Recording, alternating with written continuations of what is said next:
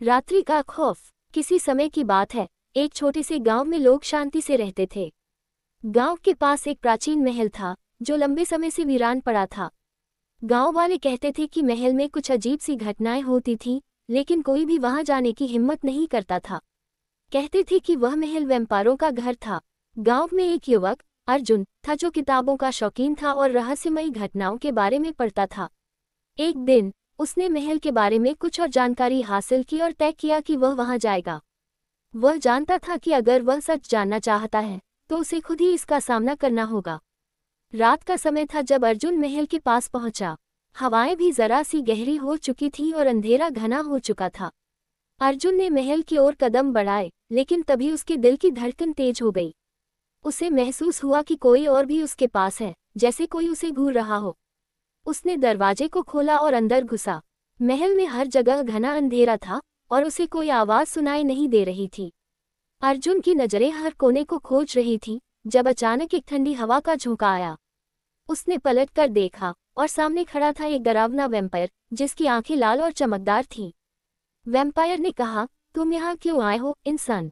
अर्जुन का दिल धड़क रहा था, लेकिन उसने साहस जुटाते हुए कहा, मैं जानना चाहता था कि तुम कौन हो और यह महल इतना डरावना क्यों है।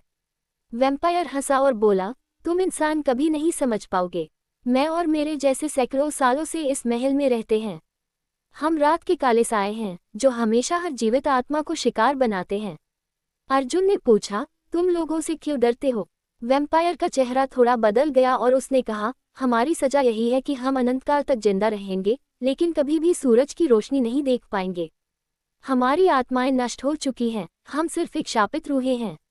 अर्जुन ने फिर से साहस जुटाते हुए वैम्पायर से पूछा, क्या तुम नहीं चाहते कि यह शाप खत्म हो? वैम्पायर की आंखों में गहरा दर्द था, लेकिन फिर उसने कहा, अगर कोई इंसान हमें शाप से मुक्त करने का रास्ता ढूंढ सके तो हम फिर से एक सामान्य जीवन जी सकते हैं। लेकिन ये बहुत कठिन है, क्योंकि इसे हर एक वैम्पायर से गुजरकर करना होगा। अर्जुन ने ठान लिया कि वह ये चुनौती स्वीकार करेगा। उसने कई महीने महल में रहकर वैम्पायरों के रहस्यों को उजागर किया और आखिरकार एक रास्ता खोज लिया जिससे उन सभी वैम्पायरों को शाप से मुक्त किया जा सकता था। महल के अंदर अंधेरे और डर के बावजूद अर्जुन ने सच्चाई की खोज की और वैम्पायरों को मुक्ति दिलाई। जब वह गांव लौटा तो लोगों ने उसे एक नायक की तरह सम्मानित किया। लेकिन अर्जुन जानता था कि असली विजय सिर्फ बाहरी दुनिया की नहीं, बल्कि आत्मा की होती है।